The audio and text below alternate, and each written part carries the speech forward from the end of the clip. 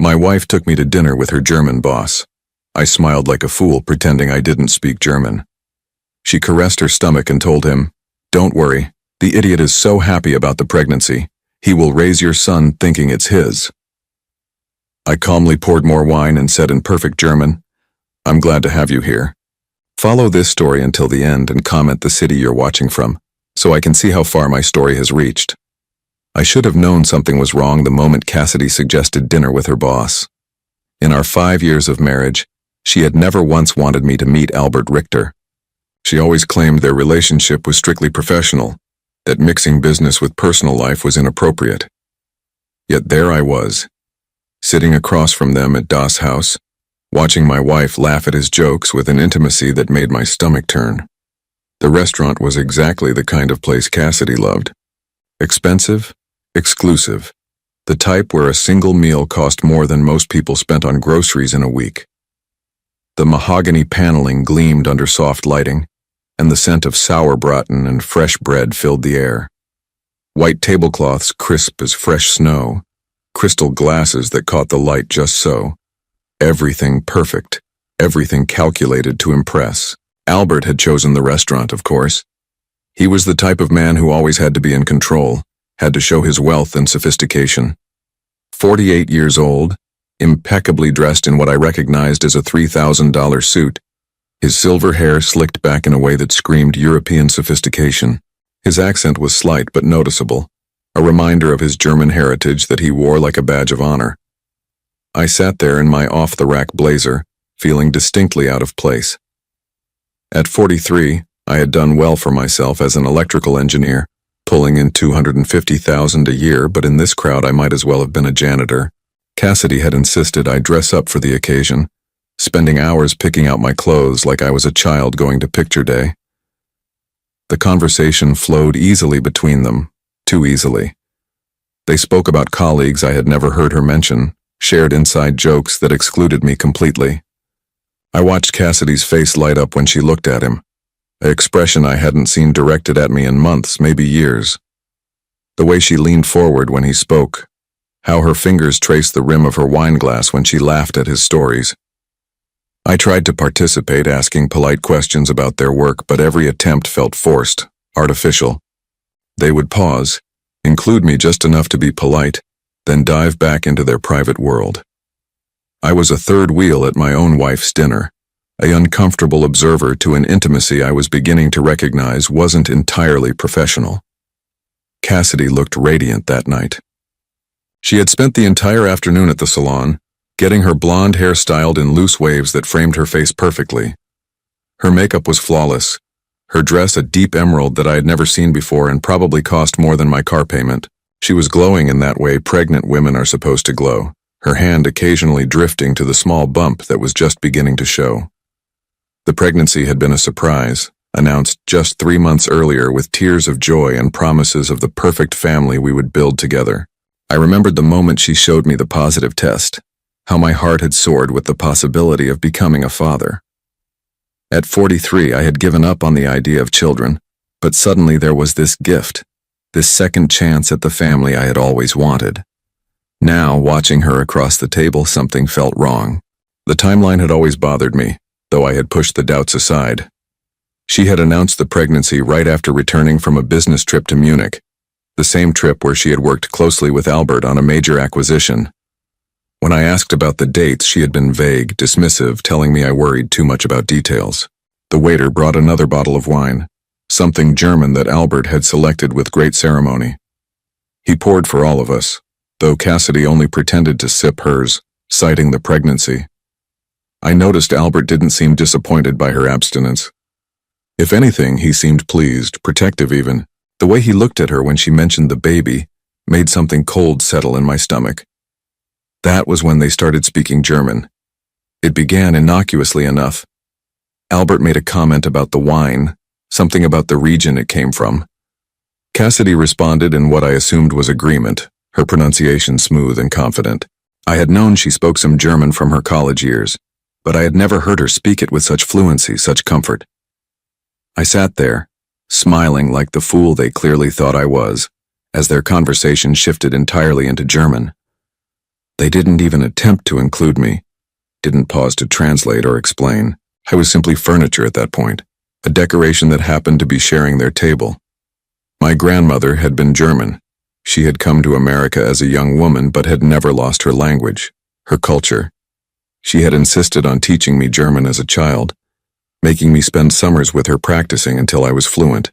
It was one of my few secrets, something I had never shared with anyone, not even Cassidy. There had never been a reason to mention it, never been an opportunity where it mattered. Until tonight. I listened, my face maintaining the same polite, confused smile, as Albert told my wife how proud he was of her performance. Not her work performance, but her performance with me. How convincing she was. How well she played the role of the devoted wife. My hand tightened around my wine glass as Cassidy laughed, a sound like crystal breaking. She told him how easy it was, how I believed everything she said without question, how trusting I was, how naive. The word she used was tulpelhaft, foolish, clumsy, stupid. Albert leaned closer, his voice dropping to what he probably thought was a whisper. He asked about my reaction to the pregnancy news, whether I had suspected anything. Cassidy shook her head, her hand moving to caress her stomach in a gesture I had thought was maternal instinct but now recognized as something else entirely. Don't worry, she said in German, her voice filled with cruel amusement. The idiot is so happy about the pregnancy. He will raise your son thinking it's his. The world stopped. Everything around me seemed to freeze in that moment.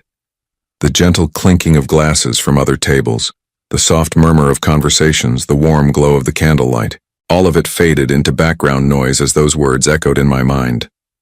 Your son. Not our son. Your son. I sat there, my face still wearing that same stupid, trusting smile, as my entire life collapsed around me. 5 years of marriage, reduced to a performance. 3 months of joy about becoming a father, revealed as the cruelest joke imaginable. Every tender moment, every shared dream, every promise of forever. Nothing but lies crafted by a woman who saw me as nothing more than a fool to be manipulated. Albert reached across the table and squeezed her hand, their fingers intertwining in a gesture so intimate it made me physically ill. He told her how much he loved her, how excited he was about their child, how perfectly everything was working out. They had been planning this for months, he said. The pregnancy, the timing, even this dinner was all part of their elaborate deception. I watched my wife, the mother of the child I had been preparing to love with every fiber of my being, nod and smile as her lover praised her for her ability to lie to my face. She was good at it, he said, a natural actress. She could make me believe anything. The waiter approached our table asking if we needed anything else. I looked up at him, my throat dry, my voice somehow steady despite the earthquake happening inside my chest. Actually, yes, I said, my words cutting through their German conversation like a blade through silk. I think we need to discuss something important. Albert and Cassidy both turned to look at me, their faces still relaxed and happy, not yet realizing that everything was about to change. I reached for the wine bottle, my movements deliberate and controlled. I poured myself a generous glass, the dark red liquid catching the candlelight like blood. Then I set the bottle down carefully, precisely, in the exact center of the table. I raised my glass slightly as if making a toast, and looked directly into Albert's surprised eyes. Prost, I said clearly, letting the German word hang in the air between us. To new beginnings and the end of illusions. The color drained from Cassidy's face so quickly I thought she might faint. Albert's mouth fell open, his confident smile crumbling into something approaching terror. The silence that followed my German toast was deafening. I could hear my own heartbeat, could hear the soft jazz playing from hidden speakers, could hear the gentle murmur of conversations from other tables where other couples were probably having normal, honest dinners, where other men weren't discovering that their entire lives had been elaborate lies. Cassidy's wine glass trembled in her hand. A few drops of the burgundy liquid spilled onto the crisp white tablecloth, spreading like a small blood stain. Her green eyes, the ones I had fallen in love with 6 years ago, darted between Albert and me like a trapped animal looking for an escape route that didn't exist. Albert recovered first, though barely. His face had gone from confident charm to something approaching panic in the space of a heartbeat. He straightened his tie, a nervous gesture that betrayed the composure he was desperately trying to maintain.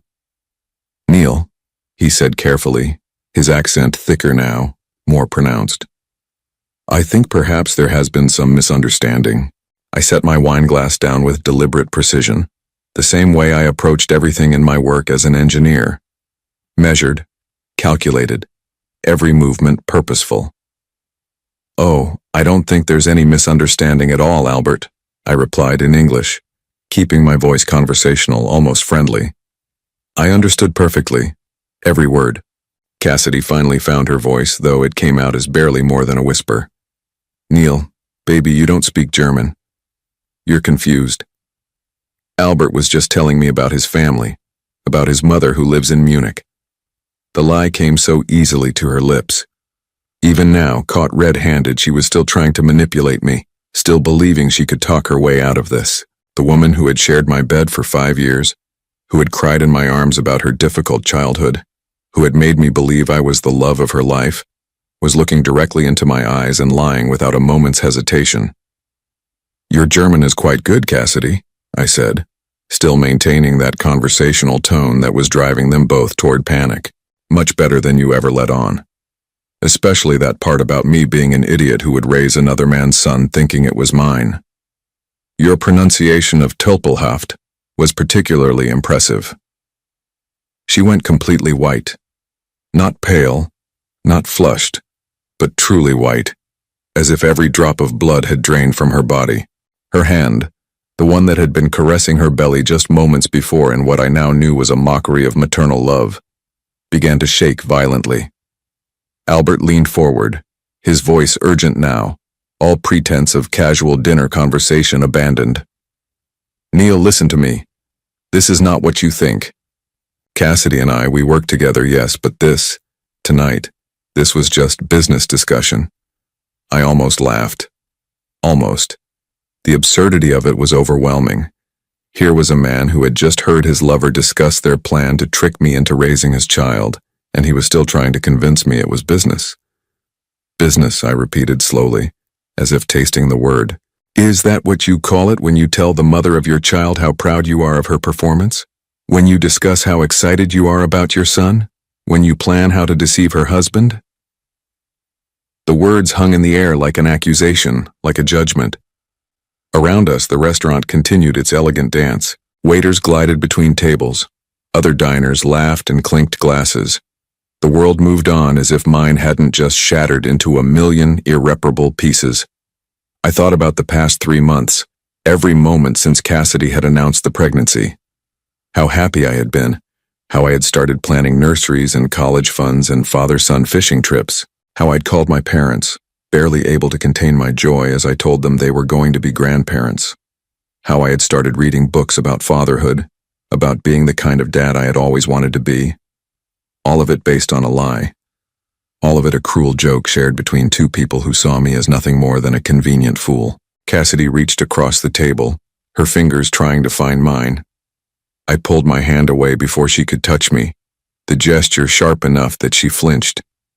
"Neil, please," she said, her voice breaking now, tears starting to form in those green eyes that I had once thought were the most beautiful things in the world. "You have to let me explain. You don't understand what you heard. My German isn't that good. I must have said something wrong, something that sounded different than what I meant." Even now, even caught in the most obvious lie imaginable, she was still trying to gaslight me, still trying to make me doubt what I had heard with my own ears, what I had understood with perfect clarity. It was masterful, really. If I hadn't been fluent in German, if I hadn't understood every cruel word, I might have believed her. I might have convinced myself that I had misunderstood, that my suspicious mind had twisted innocent words into something sinister. The realization of how completely I had been fooled was almost as devastating as the betrayal itself. How many other times had she lied to me?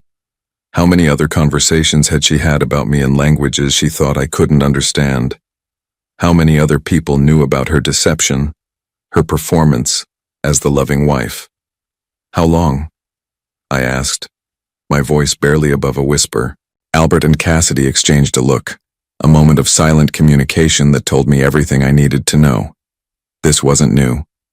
This wasn't a recent mistake or a momentary weakness. This was established, comfortable, routine. How long? I repeated, louder this time. Cassidy opened her mouth, probably to deliver another lie, but Albert placed a hand on her arm. Something had changed in his expression. Maybe it was resignation. Maybe it was relief that the deception was finally over. Or maybe it was just arrogance, the belief that now that I knew the truth, there was nothing I could do about it. 2 years, he said simply. 2 years. I sat there doing the math, remembering. 2 years ago was when Cassidy had started working more closely with Albert's company, when she had begun traveling frequently for business, when she had started coming home later, when she had begun buying expensive clothes and jewelry that she claimed were gifts from herself for working so hard. 2 years of elaborate deception, 2 years of her coming home to me after being with him, of sharing dinners and conversations and intimacies while living a complete double life. 2 years of making me believe I was loved while she was actively planning to deceive me in the cruelest way possible. The pregnancy timeline suddenly made perfect sense. She hadn't gotten pregnant with my child during our romantic weekend getaway to the coast 3 months ago. The trip I had thought had rekindled our relationship. She had already been pregnant when we went away, already carrying Albert's child while letting me believe I was making love to my wife instead of to my betrayer. The baby, I said, my voice hollow now, all emotion drained away. When is the due date? The real due date? Cassidy's tears were flowing freely now, mascara creating dark tracks down her perfectly made-up cheeks. Neil, please, we can work this out. We can go to counseling. We can fix this. When? I insisted. December, Albert answered when Cassidy couldn't. December 15th. I counted backwards in my head. If she was due in December, that meant she had gotten pregnant in March. But she hadn't told me about the pregnancy until June, claiming she was just 6 weeks along. Another lie. Another calculated deception designed to make me believe the child was mine. The waiter appeared at our table again, his professional smile faltering as he took in the scene. Cassidy crying, Albert looking grim and defensive, me sitting perfectly still like a man in shock. Is everything all right here? He asked carefully. Actually, I said, standing up slowly, my legs surprisingly steady despite the fact that my entire world had just collapsed. I think I need some air. Albert, I believe you'll be taking care of the check tonight. It seems like the least you can do. I reached for my wallet, but Albert waved me off. Neil, wait, we need to talk about this. We need to figure out how to handle this situation. Handle this situation. As if my destroyed marriage was a business problem to be solved, a complication in their love affair that needed to be managed. There's nothing to handle, I said, my voice perfectly calm now, almost conversational. You two can have each other. You've already been having each other for 2 years. You're having a child together. It seems like everything has worked out exactly as you planned. I started to walk away, but Cassidy's voice stopped me. Where are you going? She called out, loud enough that other diners turned to look. Neil, you can't just leave. We live together. We're married. We have to work this out. I turned back to look at her. This woman who had shared my bed and my dreams and my hopes for the future, while systematically destroying everything real between us. She looked desperate now, frightened, as if she was only just beginning to understand that her carefully constructed world was about to fall apart. No, Cassidy, I said quietly. We don't have to work anything out. You made your choice 2 years ago. You made it again 3 months ago when you decided to try to trick me into believing your lover's child was mine. And you made it tonight when you sat here laughing about how easy it was to fool me. The restaurant around us had grown quieter, other patrons clearly aware that they were witnessing something dramatic but trying to pretend otherwise. I didn't care. Let them watch. Let them see what happened when a man's life fell apart over German wine and sauerbraten. You want to know the funny thing? I said, looking between the two of them. I actually loved you, both of you in different ways. I loved you, Cassidy, with everything I had. And I respected you, Albert, as a colleague and a businessman. I thought you were both better than this. I pulled out my phone and set it carefully on the table in front of them. "I've been recording our conversation since you started speaking German," I lied smoothly, watching their faces crumble with the implication. Amazing what technology can do these days. Translation software, voice recognition. A man doesn't even need to speak German to understand what's being said about him. Of course, I hadn't been recording anything, but they didn't know that. And the fear in their eyes told me everything I needed to know about how much they had to lose if the truth came out. "I'll be gone when you get home," I told Cassidy as I picked up my phone. "Don't try to contact me. Don't try to explain. Don't try to fix this. Some things can't be fixed.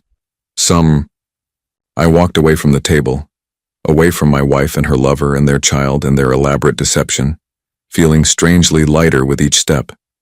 Behind me, I could hear Cassidy calling my name, her voice high and desperate.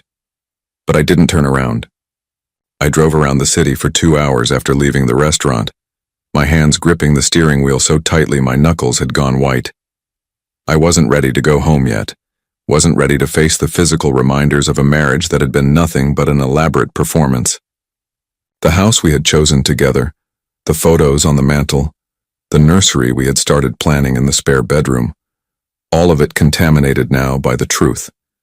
Instead, I found myself parked outside a 24-hour diner on the outskirts of town, nursing coffee that tasted like motor oil and trying to make sense of what I had learned. The fluorescent lights buzzed overhead, casting everything in a harsh, unforgiving glow that seemed appropriate for the moment. This wasn't the kind of revelation that deserved soft candlelight and wine glasses. This was the kind of truth that needed to be examined under the brightest, most unforgiving light possible. My phone had been buzzing constantly since I left the restaurant. 17 missed calls from Cassidy, 11 text messages that I couldn't bring myself to read. 3 calls from Albert, which surprised me. What could he possibly have to say? What excuse could he offer for sleeping with another man's wife and planning to trick that man into raising his child? I finally turned the phone completely off and sat in the silence, trying to remember when I had first started learning German. My grandmother, Oma Greta, had been a formidable woman who believed that education was the only thing that could never be taken away from you. She had survived the war, immigrated to America with nothing but the clothes on her back and a fierce determination to build a better life for her family.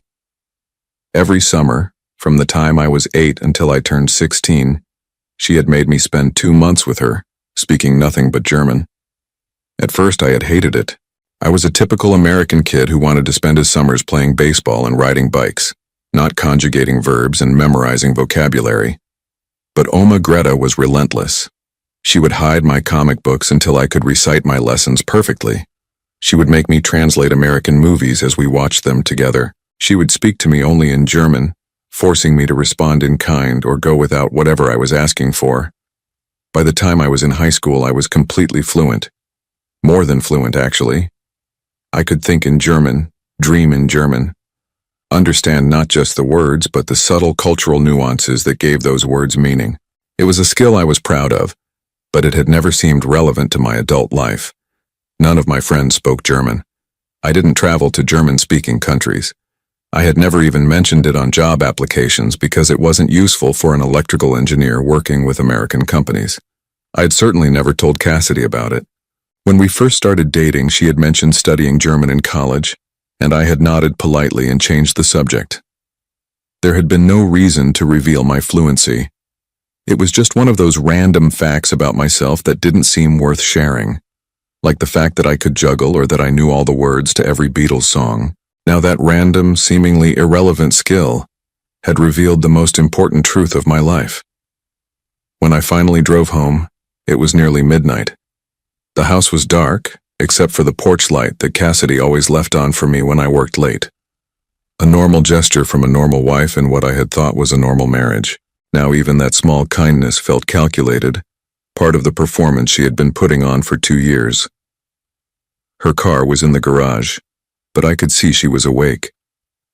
Light spilled out from under the bedroom door, and I could hear her moving around upstairs. Pacing probably, planning what to say when I came home, crafting the next set of lies that might save her carefully constructed deception.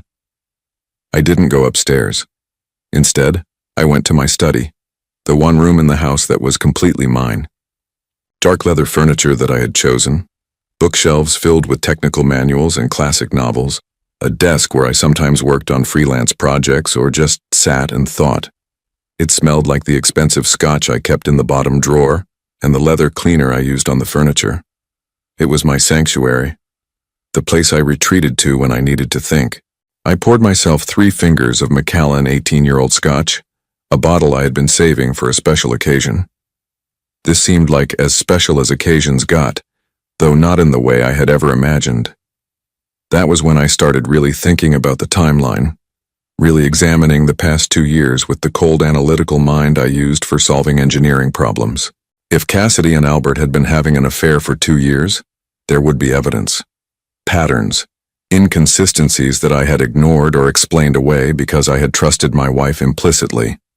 I opened my laptop and started going through our financial records, something I rarely did because Cassidy handled most of our household expenses. She had a degree in business administration and had always been good with money, or so I had thought. I gave her access to our joint checking account and trusted her to manage everything while I focused on my career.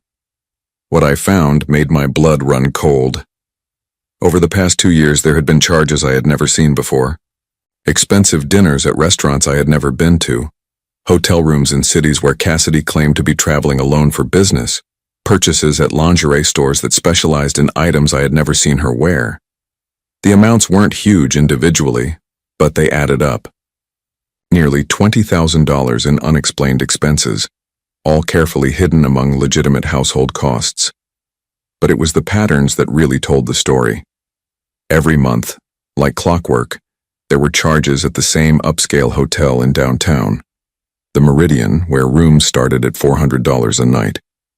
Always on Thursday afternoons, always followed by charges at expensive restaurants nearby. Sometimes there were purchases at jewelry stores, designer boutiques, spas that specialized in couples treatments. I cross-referenced the dates with Cassidy's work calendar, which she kept meticulously updated on our shared computer. Every Thursday hotel charge corresponded with a notation that read, "Client meeting, A.R. Albert Richter." She had been documenting her affair in our shared calendar, probably thinking I would never bother to look. The jewelry purchases were particularly devastating. I found receipts for a diamond tennis bracelet worth $8,000, purchased just 3 weeks after our 5th wedding anniversary. She had told me it was a gift to herself for landing a big client, a reward for her hard work. I had been proud of her success, proud that my wife was doing so well in her career that she could afford to treat herself to something special. Now I realized it had probably been a gift from Albert, purchased with money from our joint account. She had used my money to buy herself jewelry from her lover, then lied to my face about where it came from. The audacity of it was breathtaking. I found the receipt for the pregnancy test, purchased 2 weeks before she told me she was expecting. Not one test, but 3 different brands, as if she wanted to be absolutely certain before she started the next phase of her deception. The date was devastating. March 23rd. If she had been testing for pregnancy in late March, she would have conceived sometime in early March. I had been traveling for work during the first 2 weeks of March, attending a conference in Seattle. She had been home alone, except she hadn't been alone at all. The conference receipts were all there in our records. My flight to Seattle, my hotel, my meals, all carefully documented for tax purposes.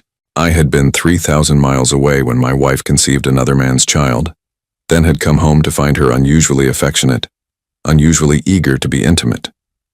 She had been covering her tracks, making sure that when she announced the pregnancy, I would believe the timing made sense. I pulled out a calculator and started doing the math more precisely. If she was due December 15th, as Albert had said, and if a pregnancy lasted an average of 40 weeks from the last menstrual period, she would have conceived around March 20th, right in the middle of my Seattle trip. Right when I couldn't possibly have been the father. The evidence was overwhelming, undeniable, mathematical. Not only had my wife been cheating on me for 2 years, not only was she carrying another man's child, but she had planned the entire deception with scientific precision. She had calculated dates, manipulated timelines, and created an elaborate fiction designed to make me believe I was going to be a father. I heard footsteps on the stairs, soft and hesitant. Cassidy, finally working up the courage to face me. I quickly closed the laptop and took another sip of scotch, steeling myself for whatever performance she had prepared. She appeared in the doorway wearing one of my old college t-shirts and pajama pants, her makeup scrubbed off, her hair pulled back in a messy ponytail. She looked young and vulnerable and scared, exactly the way she had looked on our first morning together 6 years ago. It was masterful acting, really. If I didn't know what I knew, if I hadn't heard her laughing about my stupidity just hours earlier, I might have felt sorry for her. "Neil," her voice was small, uncertain. "Can we talk?" I gestured to the chair across from my desk, the one where she used to sit when we planned our finances together or discussed our future.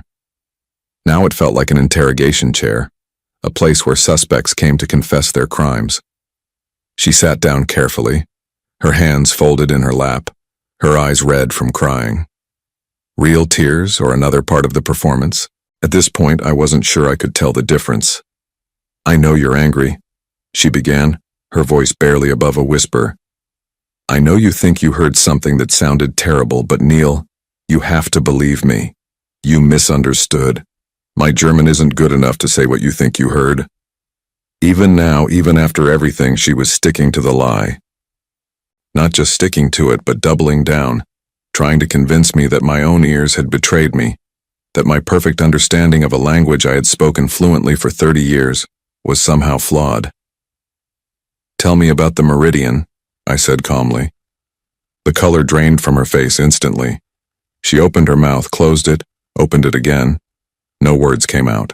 "Tell me about the $8,000 bracelet you bought yourself 3 weeks after our anniversary," I continued.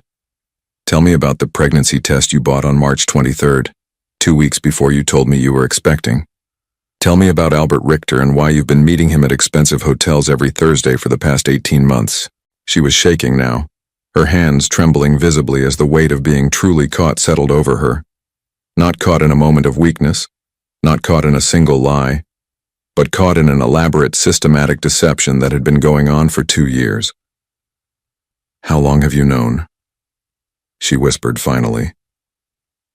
"I've known about tonight since tonight," I said truthfully, "but I've been learning about the rest of it for the past 3 hours. Amazing what financial records can tell you when you actually bother to look at them." She buried her face in her hands, her shoulders shaking with sobs that seemed genuine. But then, all of her emotions had seemed genuine until a few hours ago. I had lost the ability to distinguish between truth and performance where Cassidy was concerned. "Neil, please," she said through her tears. "Let me explain. It's not what you think. It's complicated." "No," I said quietly, finishing my scotch and setting the glass down with finality. "Actually, it's very simple. You've been having an affair for 2 years. You're pregnant with your lover's child. You were planning to trick me into raising that child as my own. There's nothing complicated about it."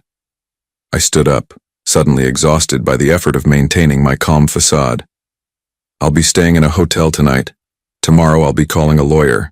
I suggest you do the same." As I walked toward the door, she called after me one last time. "What about us? What about our marriage? What about the baby?" I turned back to look at her, this woman who had shared my bed and my dreams and my hopes for the future, while systematically destroying everything real between us. "There is no us," I said simply. "There never was. And it's not my baby." Then I walked out of my study, out of my house, and out of the life I had thought was mine but had never really existed at all. The hotel room smelled like industrial-strength carpet cleaner and the ghosts of 1,000 business travelers. I sat on the edge of the bed at 2 in the morning, staring at my phone and waiting for morning so I could start making the calls that would dismantle my life with the same precision Cassidy had used to destroy it. Sleep was impossible. Every time I closed my eyes, I saw Cassidy's face at dinner, radiant and cruel as she told Albert how easy it was to fool me. I heard her voice describing me as an idiot who would raise another man's son without question. I felt that moment of realization over and over again, that sickening drop in my stomach as everything I thought I knew crumbled into dust. The financial records were spread across the hotel desk like evidence in a crime scene, which I supposed they were. I had printed everything out before leaving the house, wanting physical proof of the systematic theft and deception. $20,000 over 2 years might not sound like much to some people, but it wasn't really about the money. It was about the elaborate planning, the casual cruelty of using my own resources to fund her betrayal. But as devastating as the financial evidence was, it paled in comparison to what I had discovered in Cassidy's email account. She had never been particularly careful about computer security, and we had shared passwords for most of our accounts for years. It was one of those married couple conveniences that had seemed sweet and trusting at the time. Now it gave me access to a digital record of her double life that was more damning than anything I could have imagined. The emails with Albert went back 26 months, starting innocuously enough with work-related discussions, but quickly evolving into something much more intimate. I read them in chronological order, watching in real time as a professional relationship became flirtation, then seduction, then a full-blown affair complete with detailed plans for their secret meetings. Albert, it turned out, was married. Not just married, but married to a woman named Helena whose family owned a chain of luxury hotels across Europe. Helena Richter wasn't just wealthy. She was generationally wealthy, the kind of money that came with social expectations and public scrutiny. Albert couldn't afford a messy divorce, couldn't risk his wife discovering his affairs. So he had made Cassidy his kept woman, setting her up with an allowance and expensive gifts while maintaining the facade of his respectable marriage. The pregnancy had been planned. Not just planned, but strategically timed to coincide with what Albert called the Seattle opportunity. They had known about my conference weeks in advance, had used my travel schedule to ensure that the conception would happen while I was conveniently 3,000 miles away. In one particularly nauseating email, Cassidy had joked about how excited I had been when she told me she was ovulating right when I got back from my trip.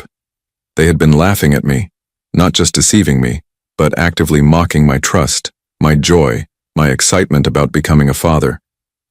In their emails, I was referred to as the husband, as if I were just a role to be managed rather than a human being with feelings and rights, and a heart that could be broken. The most devastating email was from just 2 weeks ago.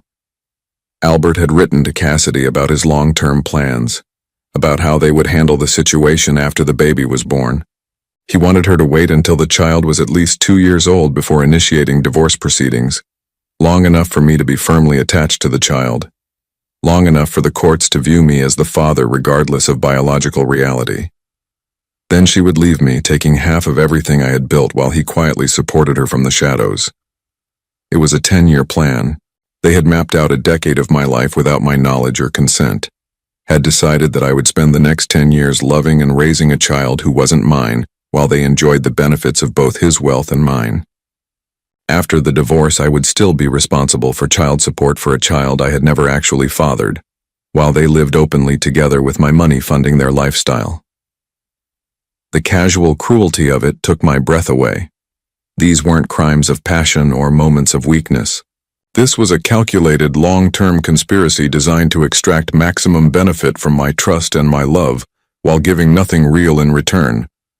But perhaps the worst part was reading about their assessment of my character, their analysis of why their plan would work. Albert had written extensively about my pathological need to be needed, my desperate desire for family, my emotional dependence on female approval. He had psychoanalyzed me like a specimen, identifying my vulnerabilities with clinical precision and explaining to Cassidy exactly how to exploit them. He wasn't wrong. I had always been the kind of man who found his identity in taking care of others, in being useful, in being loved. My parents had divorced when I was 12, and I had spent my teenage years desperately trying to keep everyone happy, trying to be the perfect son who might somehow hold the family together through sheer force of goodness. It hadn't worked, but the pattern had stuck. I found women who needed me, who let me feel important and valued in exchange for my time, my money, my emotional labor. Cassidy had understood this about me from the beginning. In one email, she described our early relationship with devastating accuracy, explaining how she had let me believe I was rescuing her from a difficult life, how she had played up her vulnerabilities to make me feel strong and protective. Every intimate moment we had shared, every time she had cried in my arms about her difficult childhood, or her struggles with self-confidence, had been a calculated performance designed to bind me more tightly to her. I had fallen in love with a fiction. Worse, I had fallen in love with a fiction that was specifically designed to exploit my deepest emotional needs while serving her financial interests. The hotel room felt like a tomb as I sat there surrounded by the evidence of my own gullibility. But mixed with the pain and humiliation was something else, something cold and focused that I barely recognized as part of myself. It was rage, yes, but rage transformed into something more useful, something like determination. They had made one crucial mistake in their elaborate plan. They had underestimated me. Albert's emails revealed a great deal more than just his relationship with Cassidy. He was apparently a serial adulterer, with at least 2 other women receiving similar allowances and gifts over the past 5 years. He had a pattern, a system for managing multiple affairs while keeping his wife ignorant and his reputation intact. But patterns could be exposed and systems could be disrupted. More importantly, his emails contained detailed information about his business dealings, including several ventures that existed in legal gray areas, import duties that were being avoided through creative paperwork, tax shelters that pushed the boundaries of legality, partnerships with companies that existed only on paper. Albert was the kind of businessman who believed rules were for other people, and his correspondence with Cassidy included enough incriminating details to cause serious problems for him if they fell into the wrong hands. I spent the rest of the night making notes, creating a timeline, organizing evidence. Not just evidence of the affair, but evidence of everything. Financial irregularities, tax issues, immigration problems related to Albert's frequent travel between countries. By morning, I had assembled a comprehensive dossier that would make Albert's life very complicated if it became public. But I wasn't interested in public exposure. Public exposure was messy, unpredictable, potentially damaging to me as well as to them. I was interested in something much more precise, much more satisfying. When the sun finally came up, I called my lawyer first, then my accountant, then my bank. By 10 in the morning, I had frozen our joint accounts, initiated proceedings to protect my individual assets, and begun the process of documenting every shared expense from the past 2 years. I was treating this like the business transaction it had always been, approaching it with the same methodical precision I brought to engineering problems. The divorce would be swift and brutal. Cassidy would discover that the man she had dismissed as an easily manipulated fool was actually quite capable of protecting his interests when necessary. She would get nothing beyond what the law absolutely required, and given the evidence of her financial deception, even that would be minimal. But Albert was a different matter entirely. Albert required a more sophisticated approach. I made one more phone call that morning to a private investigator I had worked with years earlier on a patent dispute case, someone who specialized in corporate investigations, who understood how to gather information without leaving fingerprints, who knew how to turn evidence into leverage. "I need you to look into someone," I told him. "Someone who has been very careless about keeping secrets." By noon, the machinery of my revenge was in motion. Quiet, legal, devastating revenge that would unfold over weeks and months rather than moments. The kind of revenge that would teach both of them that some people should not be underestimated, some trust should not be betrayed, and some hearts should not be broken for sport. I checked out of the hotel and drove back to my house to collect some clothes and personal items. Cassidy was gone, probably at work, probably trying to maintain the fiction that everything was normal while her world prepared to collapse around her. But there was a note on my desk, written in her careful handwriting on expensive stationery that I had probably paid for without realizing it. "Neil, I know you won't believe me, but I do love you. I never meant for things to go this far. Please call me.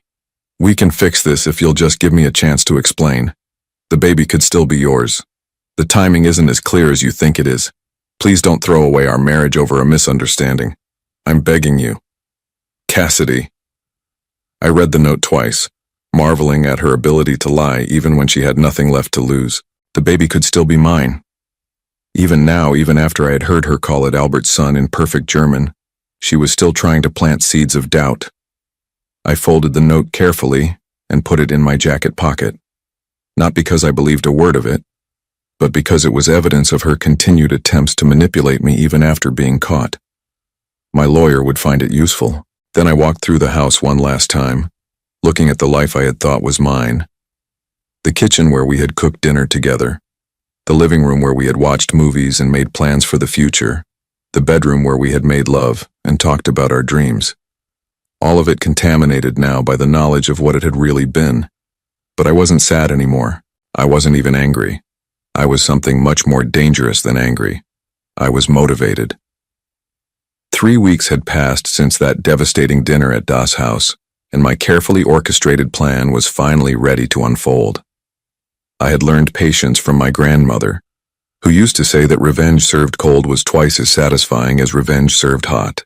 She had been talking about a neighbor who had stolen from her garden, but the principle applied perfectly to my current situation.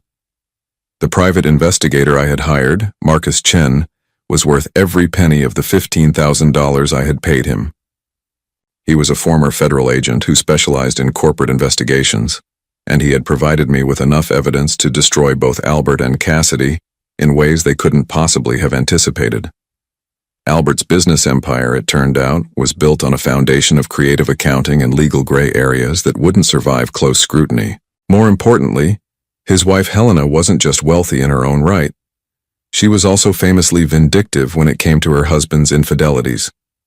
According to Marcus's research, she had discovered Albert's previous affairs and had quietly made each of his mistresses disappear from his life through a combination of financial pressure and social ostracism. Helena Richter didn't just have money. She had the kind of old European money that came with connections to banks, government officials, and media outlets. She could make people's lives very difficult without ever having to get her hands dirty. Albert knew this, which was why he had been so careful to keep his relationship with Cassidy hidden from her. But secrets have a way of coming to light when the right person decides to illuminate them. I was sitting in my new apartment, a sleek downtown loft that cost $3,000 more per month than my suburban house but felt infinitely more honest, when my phone rang.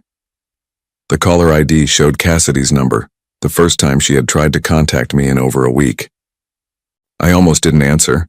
We were well into divorce proceedings and my lawyer had advised me to let all communication go through him. But curiosity got the better of me. I wanted to know what new lie she might have crafted, what new manipulation she might attempt. Neil? Her voice was small, frightened, completely different from the confident woman who had laughed about my stupidity 3 weeks earlier. Please don't hang up. I need to talk to you. About what? My voice was flat, emotionless. I had learned to speak to her the way I might speak to a stranger asking for directions with polite indifference. About Albert. About what's happening. Neil, I think I made a terrible mistake. I leaned back in my leather chair, genuinely curious now. What kind of mistake? There was a long pause, filled with the sound of her breathing, shaky and irregular. He's not who I thought he was. The things he's been asking me to do, the way he's been treating me since that dinner. Neil, I think he might be dangerous. Dangerous. That was interesting. From what Marcus had discovered, Albert was many things: ruthless, manipulative, criminal in some of his business dealings, but not physically dangerous. Unless she was referring to a different kind of danger entirely. What has he been asking you to do? I asked, keeping my voice neutral. He wants me to lie in the divorce proceedings.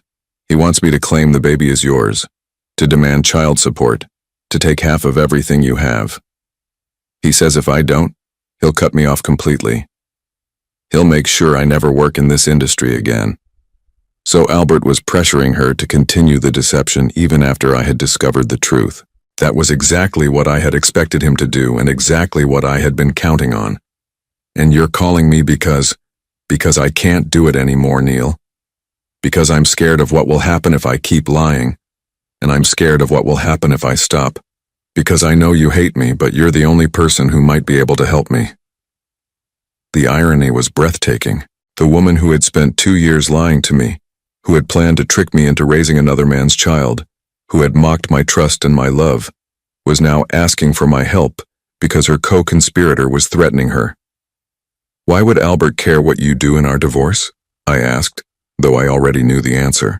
If he loves you, if he wants to be with you, why wouldn't he just divorce his own wife and marry you? Silence. Long, telling silence. He's not going to leave Helena, is he? I pressed. He never was. You were just a convenient mistress who got inconveniently pregnant. You don't understand, she whispered. It's complicated. His wife, she's not just rich, she's connected. If she found out about me, about the baby, she could destroy both of us. Albert says we have to wait. We have to be careful. How long do you have to wait, Cassidy? 5 years? 10? Until the child is grown? Until Helena dies of old age? She started crying then, soft sobs that might have moved me once upon a time.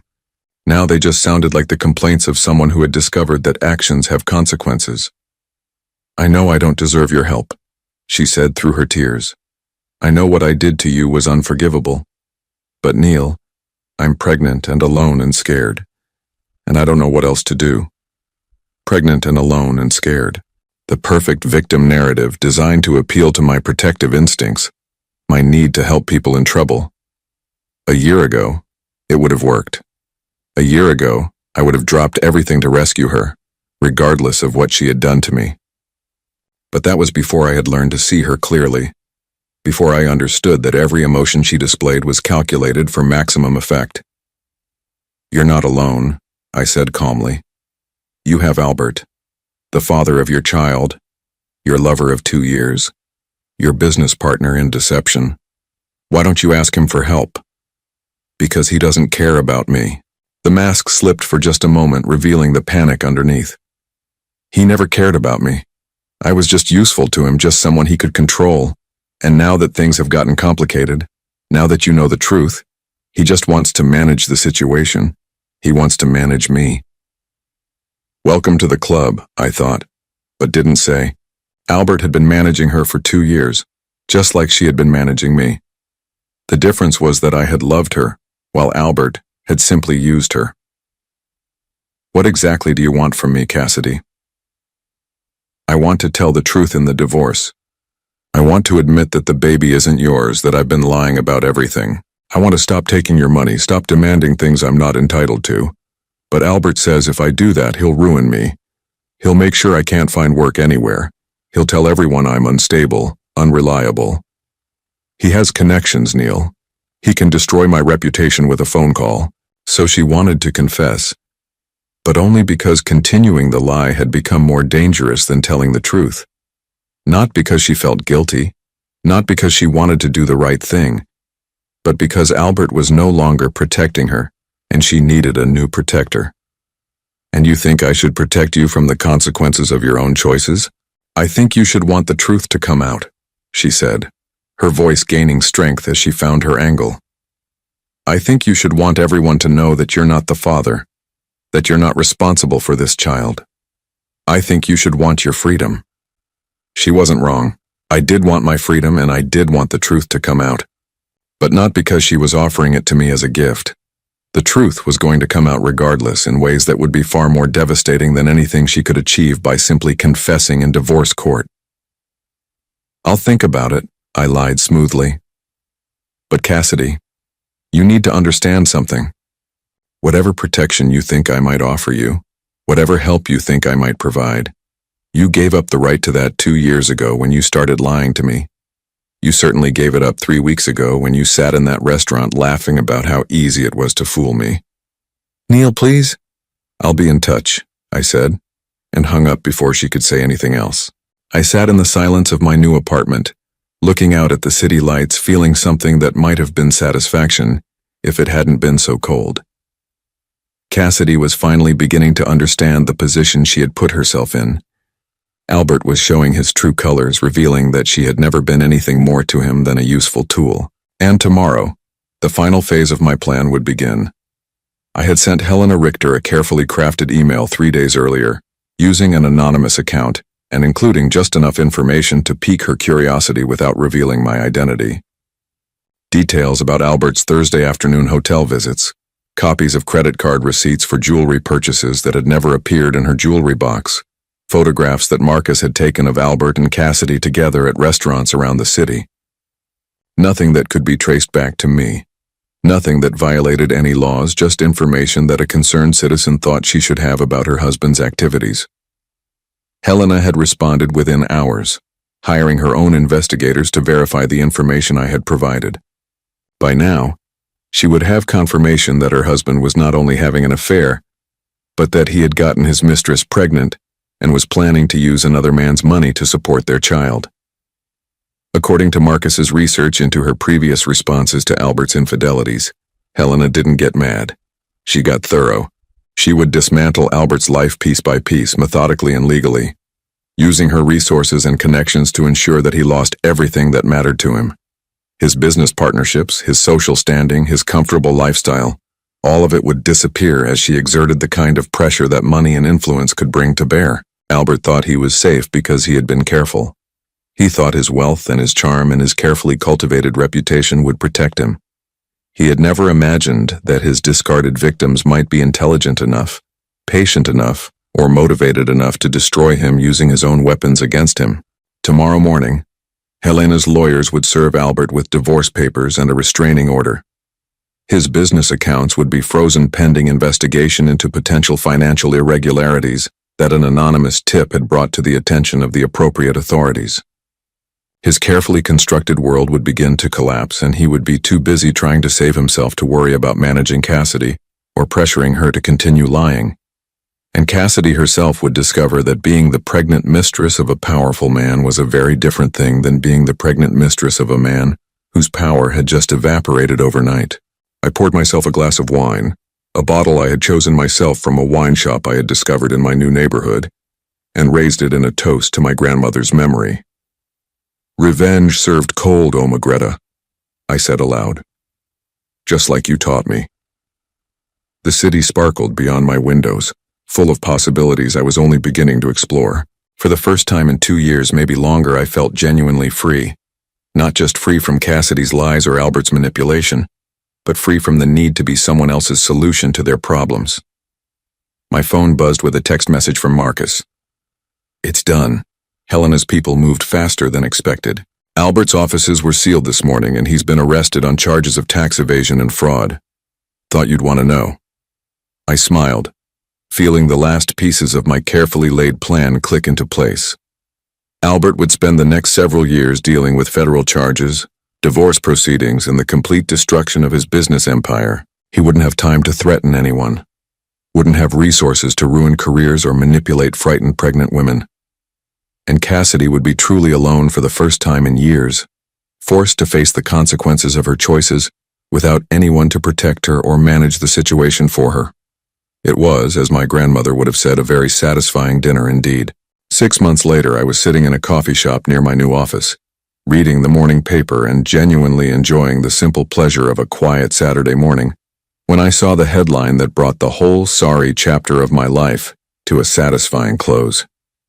Local businessman sentenced to 7 years for tax evasion and fraud. The article was brief but thorough.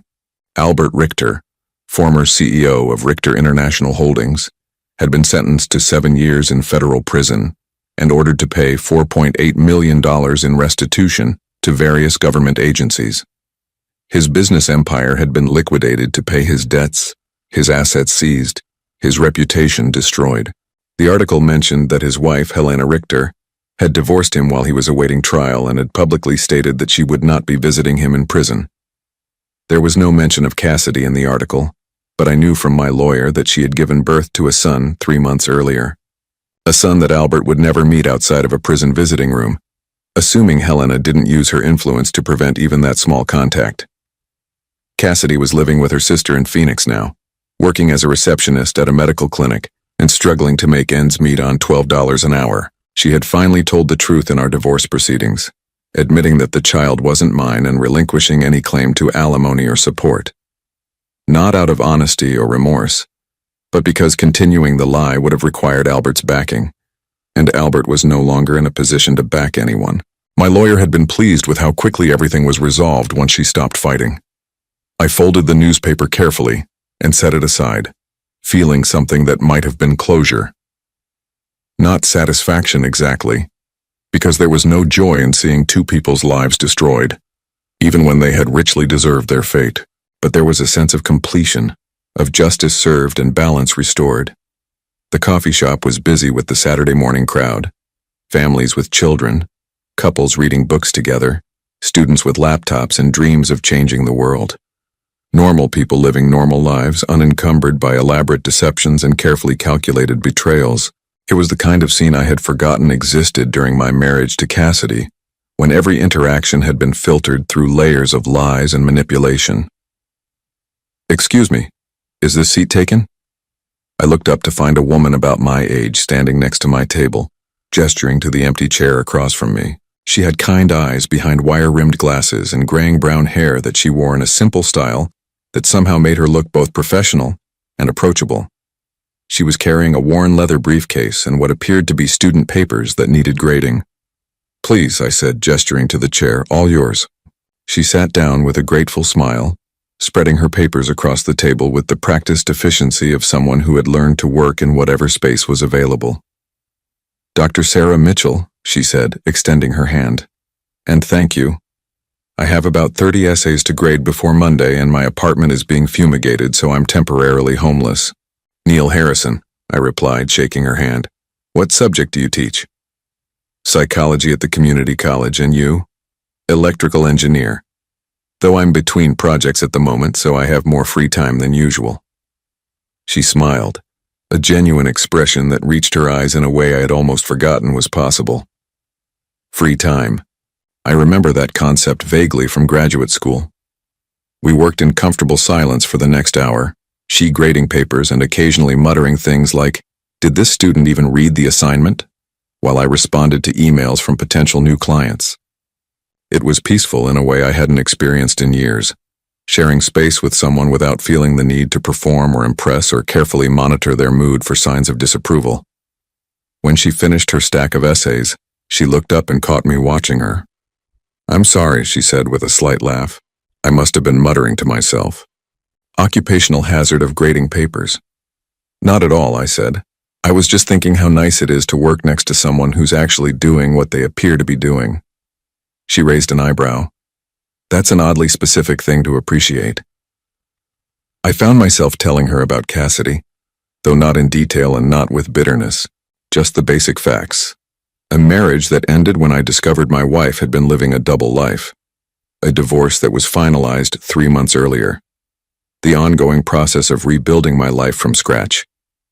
I surprised myself by how easy it was to talk to her, how little emotional charge the story carried when I told it to someone who hadn't been part of it. "I'm sorry," she said when I finished. "That must have been incredibly difficult." "It was," I admitted. "But it was also liberating, in a strange way. I spent 2 years thinking I was losing my mind because nothing my wife said ever quite made sense. Nothing she did ever quite added up. Discovering that I wasn't crazy, that she really was lying about everything, was almost a relief." Sarah nodded thoughtfully. "I see that sometimes in my students. They come in convinced they're stupid because they can't understand their relationships, can't figure out why nothing their partner does makes sense. Usually it turns out they're not stupid at all. They're just dating someone who lies constantly." "Is that a common phenomenon?" "More common than you'd think," she said. "People who lie pathologically are often very good at making their victims feel like the problem is their own perception rather than the liar's dishonesty. It's a form of psychological manipulation called gaslighting." I thought about that for a moment, remembering how many times Cassidy had made me feel like I was being paranoid or suspicious when I questioned inconsistencies in her stories. "How do people recover from that?" I asked. "Slowly," she said with a smile. "And usually with the help of people who tell them the truth even when it's uncomfortable. People who don't have an agenda beyond basic human kindness." We talked for another hour about psychology, about engineering, about the books we were reading and the places we wanted to travel. She was divorced as well, had been for 3 years after discovering that her ex-husband had been embezzling money from the nonprofit organization where he worked. She understood betrayal. Understood the long process of learning to trust your own judgment again after someone you loved had systematically undermined it. When she finally packed up her papers, I found myself reluctant to let her go. "Would you be interested in having dinner sometime?" I asked, surprised by my own boldness. "Somewhere with honest food and honest conversation?" She smiled. that same genuine expression that had caught my attention earlier. I'd like that very much, as long as you promise not to speak any foreign languages I don't understand. I laughed, a real laugh that came from somewhere deep and unguarded. I promise, English only, and the complete truth, even when it's boring. Especially when it's boring, she said. Boring truth is underrated. We exchanged phone numbers and I watched her walk away feeling something I hadn't felt in years. Anticipation for the future. Not the desperate hope that someone would love me enough to make my life meaningful, but genuine curiosity about what might develop between two people who had both learned the value of honesty the hard way. That evening I called my parents for our weekly check-in, something I had started doing after the divorce as a way of reconnecting with family relationships that weren't based on deception. "You sound different," my mother said near the end of our conversation. "Happier, maybe?" "I think I am," I said, looking around my apartment with its clean lines and honest furniture. Its books chosen because I wanted to read them, rather than because they would impress visitors. I think I'm finally learning who I am when I'm not trying to be what someone else needs me to be. "That's a good thing to learn," she said, even if it took longer than it should have. After we hung up, I poured myself a glass of wine and stood on my balcony looking out at the city. Somewhere out there, Cassidy was probably trying to put her son to sleep in a small apartment, struggling with the reality of single motherhood and a minimum wage job. Somewhere else, Albert was learning to navigate prison politics and counting the years until his release. Their elaborate deception had collapsed under its own weight, leaving them both worse off than if they had simply been honest from the beginning. I didn't feel sorry for them. Actions have consequences, and they had chosen their actions with full knowledge of the risks involved, but I didn't feel vengeful anymore either. They were no longer part of my story, no longer capable of affecting my peace or my future. They had become what they deserved to become: irrelevant. My phone buzzed with a text message from Sarah. "Just wanted to say thank you for a lovely afternoon. Looking forward to our dinner. And don't worry, I won't test your German fluency." I smiled and typed back, "Looking forward to it too. Fair warning, I'm completely fluent in German, but I promise to only use my powers for good from now on." Her response came quickly. "A man with hidden depths and a sense of humor. I think I'm going to like getting to know you, Neil Harrison." I set my phone aside and went back to looking at the city, at the thousands of lights representing thousands of lives, most of them probably simpler and more honest than the one I had been living for the past 2 years. For the first time since that devastating dinner at Das Haus, I felt genuinely hopeful about the future, not because someone else might love me, not because I might find another person to take care of, but because I had finally learned to like the person I was when no one was watching, when no one was asking me to be anything other than myself. Tomorrow, I would call Sarah and plan our dinner. I would continue building my new business, cultivating relationships based on mutual respect rather than emotional manipulation. I would keep learning who Neil Harrison was when he wasn't trying to save anyone, when he wasn't desperately seeking approval from people who had no intention of giving it honestly. The German word for this feeling, I realized, was Befreiung, liberation, freedom from bondage, freedom from deception, freedom from the exhausting work of being someone else's solution to their problems. My grandmother would have been proud. I had learned her language, and through it, I had learned the most important lesson of all: that sometimes the greatest gift betrayal can give you is the opportunity to discover who you really are when you stop trying to be who someone else needs you to be.